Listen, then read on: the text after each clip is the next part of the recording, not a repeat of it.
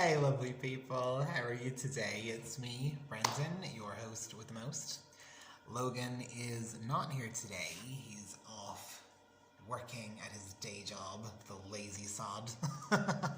So it's just the two of us today, you and me. But that's okay, we'll have some fun. So I do hope you've had a super week, lapping up in God's blessings, grace and favour. For today, I'm going to do some would you rather questions that I'd originally put together to ask Logan, but that's okay. He might answer them for us at a later point. And then I'm going to share with you a word that God's put very, very strongly in my heart as of not very many hours ago. Alright, so the first question. Would you rather be stuck in a romantic comedy with your worst enemy? That's automatically my answer, yes. Or in a horror movie with your best friend? Ooh, my worst enemy. Ugh. That's probably some, evil baby-killing politician. I'd have to go horror movie. Because, yeah, it'd be my bestie. Why wouldn't I want that? More brother time. It's great. Would you rather be able to speak every language in the world or be able to talk to animals? Every language in the world. Do I honestly care that much about languages? No. And I'm a language teacher. But I'm even less interested in the animal kingdom. I like nature shows, animals look cute, they're awesome, to God be the glory, he made them. Do I have a vested interest in animals? I don't. Dogs, can't stand them, they're needy, looking for your attention and favour.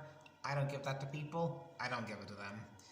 Cats, ugh, I just hate when they go slinking against your leg, like you're like a street pole. Nonsense. Would you rather always feel hungry or always feel tired? You know what? I do always feel hungry, and I've gotten by so far. Always feeling tired? Ugh. I know some people who are like that, and no. When you feel exhausted, it does affect your ability to feel and release happiness, joy, and peace. So, hunger all the way. Would you rather have the ability to be invisible or to read people's minds? I love both of these ideas. Throw flights in there too, and throwing optic blasts from my eyes. Ooh, golly.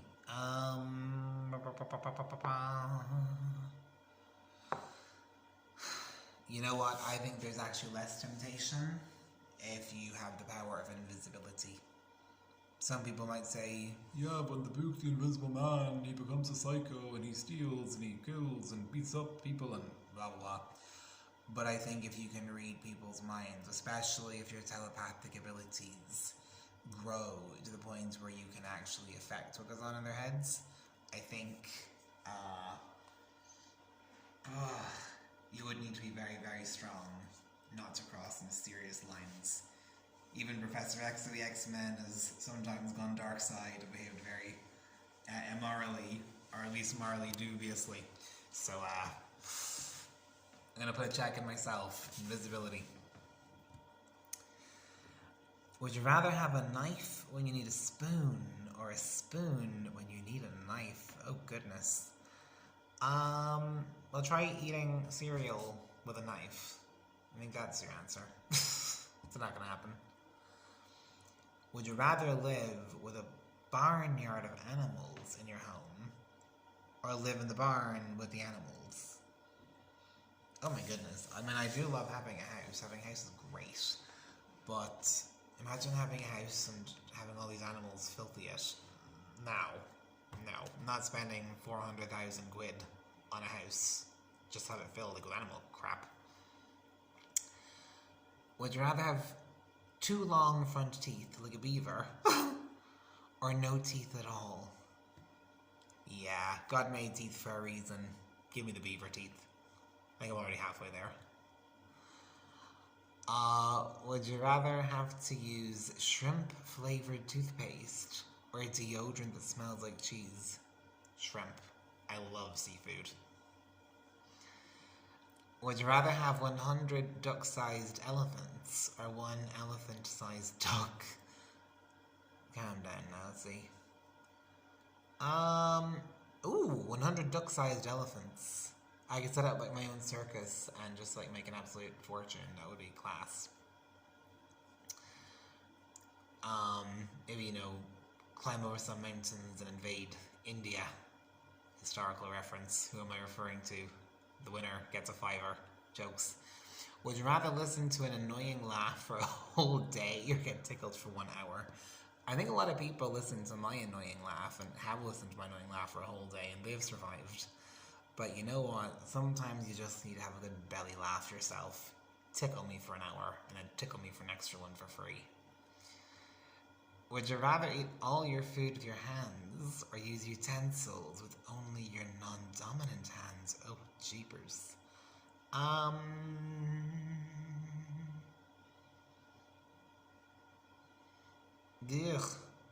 You know what? I do have some friends who eat with their hands, and initially I thought it was a bit weird, but it's slightly, maybe possibly, perhaps perchance growing on me. I would give it a try. You only live once. Use these bad boys. Would you rather be a kid your whole life or an adult your whole life? Oh dear. Being a kid is great, but you know what? When you're an adult, you've got the potential to, be a homeowner, drive your own car, get money for working legally, of course. Yeah, it's a natural thing. Be an adult. I'm not sure being one or the other your whole life long is natural, but yeah, be an adult. I do think the perks outweigh the couple of disadvantages. Would you rather a ding sound every time you wink or a pow pow sound every time you make a finger gun? Pow pow. I mean, who makes a finger gun and doesn't say pow pow? That already is life. Only I assume the noise comes from all around somewhere in the cosmos rather than from your own mouth. Sure, that doesn't change anything. Would you rather speak in a baby voice for a day or be spoken to in a baby voice for a day? Speak in a baby voice. Live dangerously, live wildly. And people would just assume that you are like taking the mick or having a laugh. So, yeah. Why wouldn't you? Have the crack.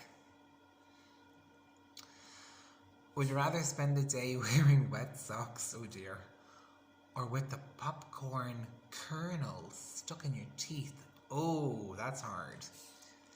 Ew.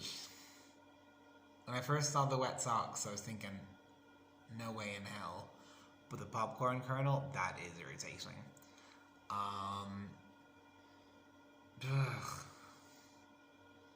You know what? I think I would rather go splodge, splodge, splodge, splodge every time I took a step than have an immovable kernel or anything between my teeth. I'm gonna go wet socks. There, I've taken 115. Would you rather kiss everyone you meet or never kiss anyone again? You know what? My surname is French. Kiss everybody. Even the Bible says, greet one another the holy kiss. It's doctrinal. It's fine. Would you rather have a head the size of a small grapefruit or the size of a giant watermelon? Oh. Yuck. You know what? I've met people with really, really ridiculously big heads before. And I'll be honest, I only thought if there's something genetically wrong with that person twice.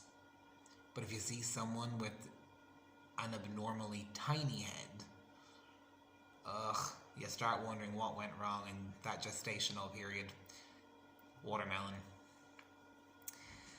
Would you rather be a cowboy riding the bull or the clown who distracts it. I don't get the reference. The cowboy.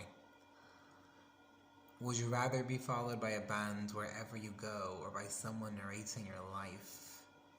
Oh. Well, I kind of already narrate my life in my head, so... variety. Give me the band. So long as they're decent and the soundtrack's on point.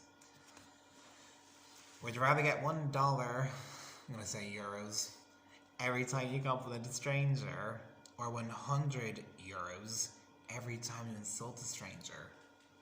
100 for insulting. I give people magnesium white hot burns on a daily basis. It's what I do. I try to behave myself on this channel, but in general, this tongue, it's gone places. It's said some pretty cheeky things. Would you always rather smell like garlic or a wet dog? Oh, don't be ridiculous. Garlic. I can't stand the smell of wet dogs. I'm like, if you aren't gonna look after it, don't get one. Would you rather never get lost again or never lose your balance again? Oh. Never lose my balance. Definitely. Getting lost, it's part of an adventure. It's fine. And listen, I've always found my way back. Even yesterday, I disappeared for like 12 hours straight. And you know what? I still ended up at home eventually. It was okay. Would you rather give up showering or internet for a month? Internet. I've gone through those kind of detoxes before. I once took an ocean and just hid away in like the Alps on the border of Germany and Austria. I can survive without the internet. Being a YouTuber and podcaster, that might sound a bit strange. I can. Ridiculously easily, actually. Would you rather be a baby with the mind of an adult, oh dear, or an adult with the mind of a baby? Let's see, a baby with the mind of an adult. Okay, it's like Stewie from Family Guy. Or an adult mind of a baby. Oh, that sounds like something that probably has happened to somebody who's endured incredible trauma. Stewie, he seems to make it work in that cartoon that as a Christian I don't watch. Would you rather have every meal you eat for the rest of your life be too spicy or too sweet? Ew, spicy ice cream. That doesn't sound very good. You know, I've had pizza with Nutella and strawberries, and it was actually delicious. Ice cream, yeah, obviously. Pancakes, everything I'm saying already has sugar in them. Yeah, too sweet. Would you rather have horns or a tail? Oh, jeepers. How big are the horns? Could I cover them with my hair and my fringe? How big is the tail? Or how long, even? What kind of tail? Like a horse tail? A nightcrawler? Or the X-Men tail? I need more details here. Assuming we're talking like, you know, devil horns and a devil tail. The horns. I think I could cover them with my hair, or I'd just wear a hat all the time. Apart from when I wanted to actually terrify somebody. Would you rather wrestle a gorilla or 2 alligators? Oh. Ugh. Those gorillas are heavy, man. 2 alligators. I actually think I could win. I've watched Crocodile Dundee. I know not the same thing, but I think I could survive. I could make a good stab at it. Would you rather have a Texas accent and live in New York, or a New York accent and live in Texas? Ugh. The New York accent, no offense to Logan, I know he's not originally from there, but he's been grafted in. It is a rich accent. But you know what? I'm wealthy enough as it is, thanks. Texas. Would you rather have to always say everything that pops into your head, or never be able to say what you feel? Ugh. Isn't saying everything that pops into your head like Tourette's? You know what? I typically don't tell people how I feel anyway. They just read it from my body language, or I make a kind of glib, monosyllabic comment to somewhat imply how I want people to think I feel. Yeah, the feelings one. Would you rather wear pants, trousers, jeans 3 sizes too big, or shoes 3 sizes too small? I've worn smaller shoes than I should have before. I thought my parents were struggling too financially to buy me a new pair, so I just wore ones that were smaller. And I had bad damage to my toes. Yeah. Really, really big trousers. I don't really say pants here in Ireland. It kind of means underwear. Maybe that is the impression, but I think it means trousers. Yeah, that's why belts exist. It's fine. Would you rather work as a bouncer at a trashy nightclub, or as a personal assistant to a high-maintenance celebrity? The PA. I would divulge all the celebrities' scandalous secrets to the media and destroy them for top dollar. Would you rather only speak in riddles or only speak in rhyme? You know what? As a dream interpreter and someone who's quite prophetic, as gifted by the Lord, I already speak in riddles very often. But I find that when I speak in riddles, people kind of like look sideways and they're like, I think he knows what he means. When I speak in rhyme, people are like, oh my goodness, that rhymes. They feel the need to actually point it out. So I feel riddles. Yeah, riddles, definitely. Would you rather spend a week in the woods without a tent, or a night in a real haunted house? You know what? The haunted house wouldn't actually frighten me. I've got some authority in Jesus Christ, baby. I'm not afraid to use it. And driving out demons is pretty normal for me anyway. But a week in the woods with a tent, that could be fun. That could be really, really fun. I think the haunted house is supposed to sound scary. I think they both are. I'm looking at this from what would I enjoy more. One for me is normal, one would be an adventure. I'm gonna go with the woods without a tent. Would you rather have a food fight? Ugh, what a waste of food. Or a water balloon battle? I love water balloon battles. They are epic. Proper class. Food fight? It's a waste of food. I mean, if it was expired food and gone off food, we could negotiate. But in this economy, no. You don't throw food away like that. That's nonsense. Water balloon battle. Would you rather meet Bigfoot or an alien? I'm not American. Alien.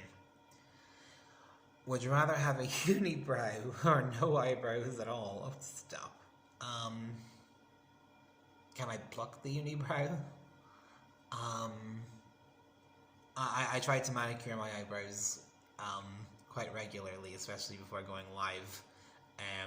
But to have no eyebrows at all. I mean, I could draw them on, but I think it might be obvious. Unibrow. I just have to do some serious plucking.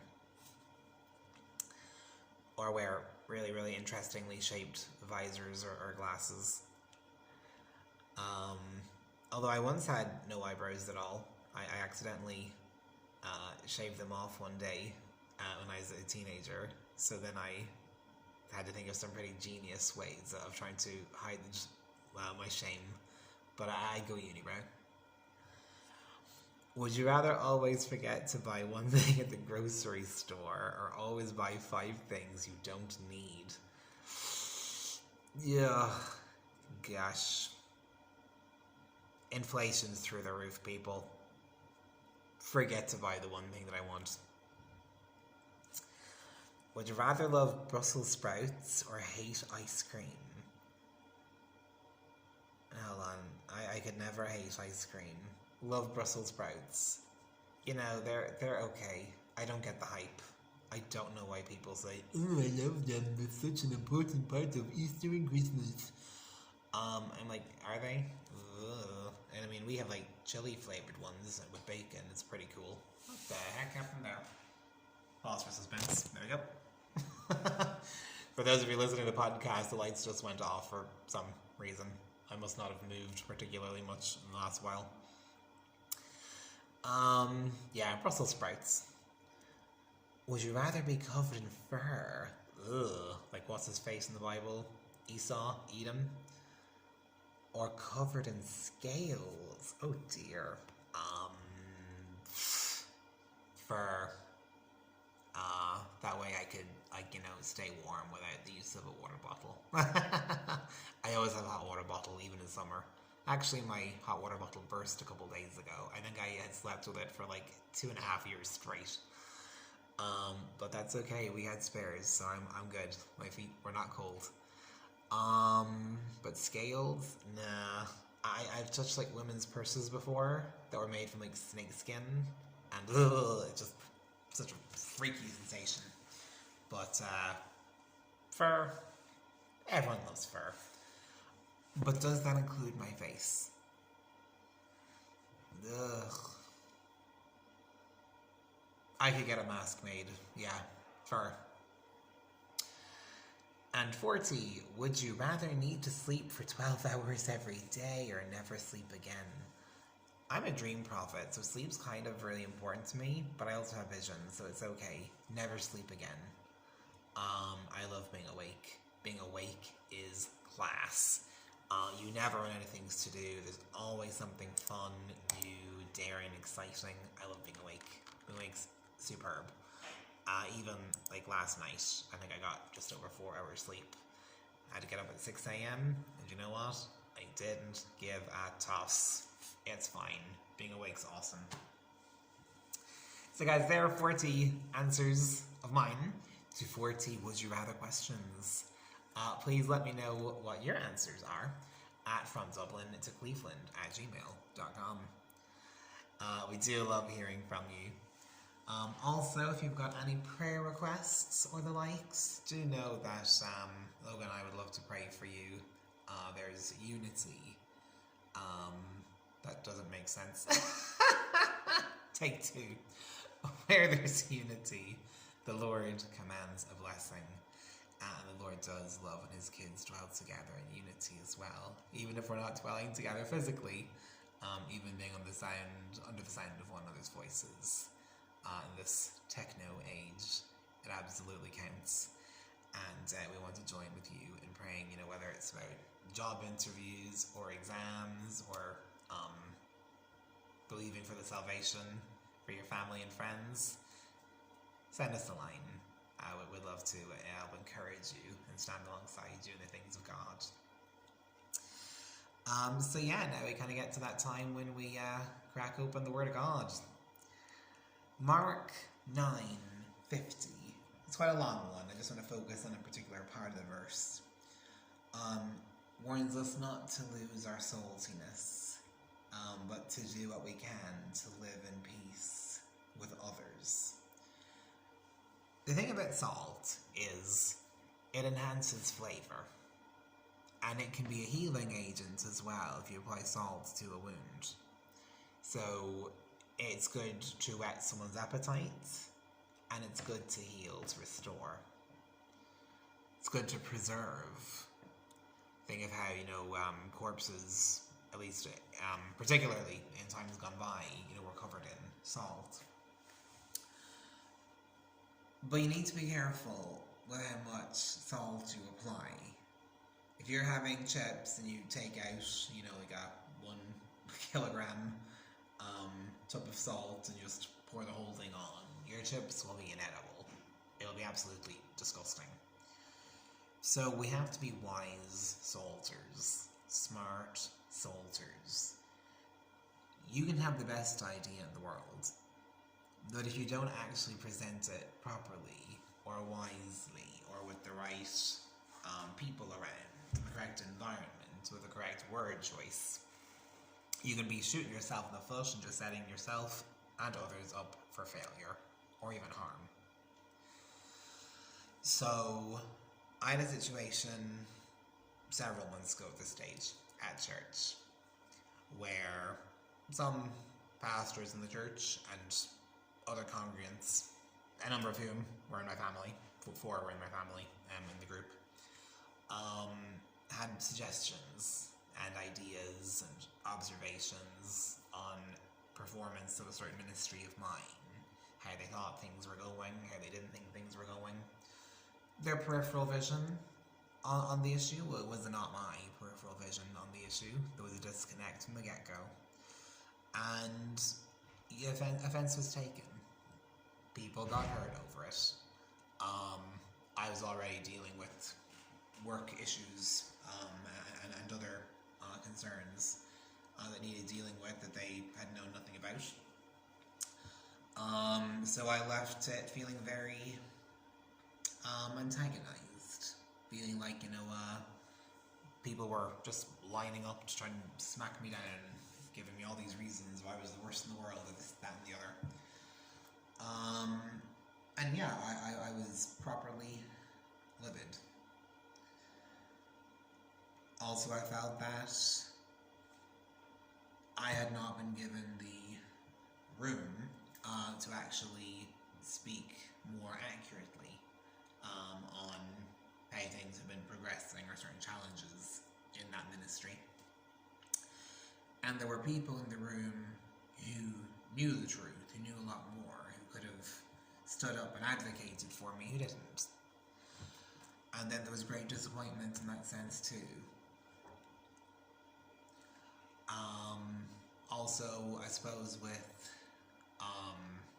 pastoral figures and bosses, summer camp leaders, kids' church teachers and facilitators, if there's a root issue in your life where you were dishonored or disrespected or let down by key figures, paternal and maternal figures in your life, it is very easy, even unconsciously, to project your desire for affirmation and validation and appreciation on everyone else in your world who happens to be in a role of authority and responsibility, who's over you. And even if you don't think it, we can still attach those ideas to those people. So it knocked me for 6. And certain things were said that, yeah, that they were spot on. I didn't have to get my act together in certain ways. Other things were said that just weren't right. But a grievance was taken on both sides, involving myself and one of the people in particular. And months were spent kind of tiptoeing around one another. She wanted to give me that space to heal, to gather my thoughts, to come to her. I became all icy and statuesque and cold-blooded. Just put up a wall of caution, and there was a raging river between us. I was like, in the name of Jesus, I'm okay building bridges, but you stay on your side of the river. And I suppose I was so consumed with how I had been affected by that meeting, or my soul infected even, that the idea that someone else had gotten hurt on the other side of the desk, if you will, hadn't even occurred to me. And if it did at all, I properly didn't care. And yesterday, I didn't go to church. Yesterday was Sunday. I'm filming this on a Monday. I was editing previous From Dublin to Cleveland videos and popping them up online on YouTube. And about 5 to 12, I got this very, very strong sense that I was to go and talk to a very certain individual. So I said, okay, God. So I got in my car, drove for half an hour or so, met that person, and she'd been going through a wretched time for about 2.5 months.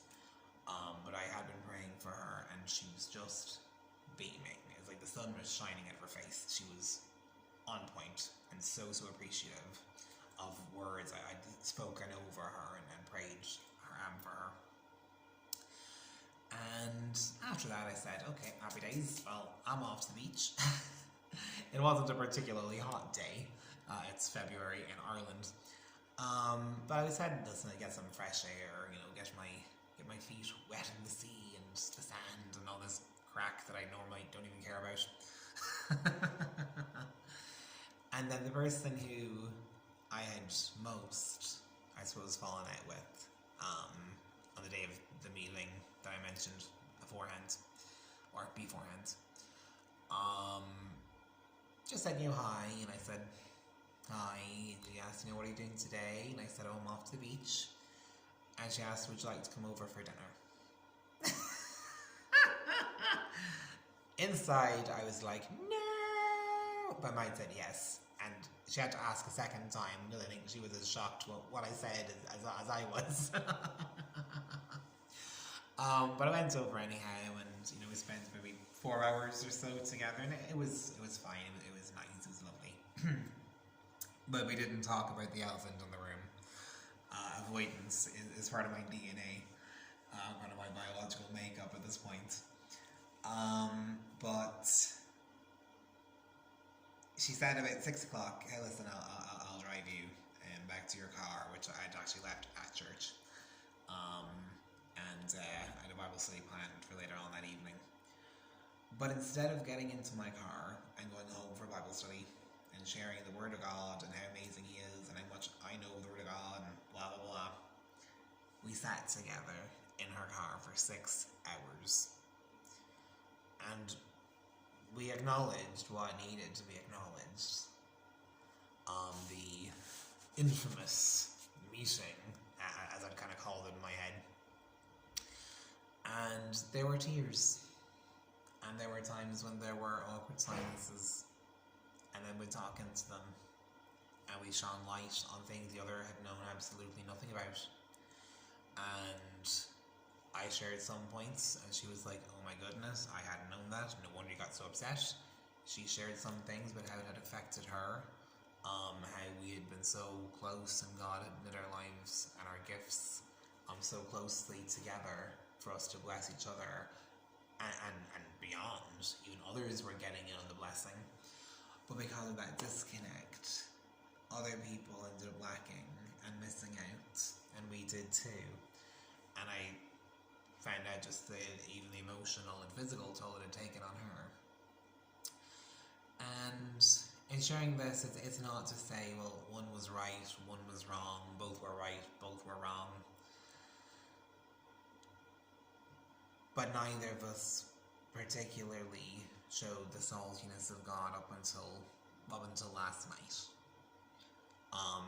In disagreements, or where people's vision or perspective on a certain thing is differs. And I'm really talking about in the family and in the body of Christ, in the congregation of believers. We are to make efforts to live in peace, to live in unity, to bear with one another in our lack, in our struggles, in our temptations, and to do our part to be a healthy, vibrant community or network of Christ followers. And instead of taking offense with each other, to do our bit to say, I'm going to speak what's good, what's noble, what's true, what's pure, what's beautiful, what's pleasing to God. Just adding some salt. You offended me, but you absolutely love people, and I've seen you bend over backwards for them. The salt of beauty. I didn't really like how it was 7 against 1, or 7 against 2, or 10 against however many. But I've seen you get it right more than I've seen you get it wrong. Add the salt of purity. Maybe someone says something and it's completely off the wall, but you know what? They're talking about something that they just didn't have a nuanced or well-rounded enough opinion or perspective to know in the first place. But you know what?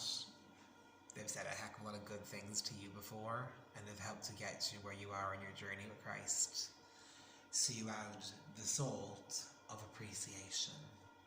That okay, you messed up, I've messed up in times too, but you were there to carry me in those times, and I'm going to carry you through this. We all need to get better at carrying a big bucket full of salt, and especially for the people who believe the same things that we do. That Jesus Christ came, lived and died for the forgiveness of all sins, to wash us clean. That he is daily sanctifying us more and more in the image of Father God. And a day is going to come when he will glorify us. On the day of the rapture, give us new, bright, shining, three-dimensional bodies fit for eternity. And we will live forever and ever with him, first in heaven and then on the new earth. And when you start focusing on these truths, what's good, what's pleasing, what's noble, what's beautiful, what's good, the times people have let us down begin to look a lot smaller. And I'm not telling anyone to be a rug that someone just walks all over. I'm not telling to put up with abuse or bullying. But times when people get it wrong. Times when people misspeak. Because you know what? We all do. There are times we all get a bit tongue-tied, or our word choice is just wrong, or we're misunderstood, or we say something and it's communicated back to someone else. But if peace is possible, we should pursue that as an option. So, in sharing this, it's not to blast anyone, and it's definitely not to vindicate myself, but it's to encourage anyone who's listening who maybe has fallen out with a brother, sister, parent, uncle, aunt, friend, or leader, and you still have that little twitch in your soul telling you, forgive them, go back to them, reconcile, speak to them, cook them dinner, write them a card, send them a text, whatever it is, leave a voice note. If peace is possible, pursue peace. It's not easy, and you will have every reason to convince yourself that they don't deserve it. And your mind will begin telling you, oh, will they even receive it? Or they probably don't even like you. Oh, if they get a text from you, they probably won't even read it. Whatever. You're not responsible for how your imagination tells you someone is going to respond. You're responsible for showing up and showing Christ in the day you've been blessed with the time that you have. And I implore you to do just that. Because there's great blessing in the forgiveness and the release. I had told myself I'd forgiven these people. Every single one of them. I had told myself that I had released it from my soul. That's tested when you're in the same room as someone. It's tested when you're in their house and your car was left at church so you can't even escape. It's tested when you're sitting in the same car for 6 hours with this person. And that's when you'll really know if the forgiveness is legit, if it's gone deep. So I hope that blesses you guys. Have a super rest of your week, and I look so forward to talking again soon, okay? God bless and goodbye.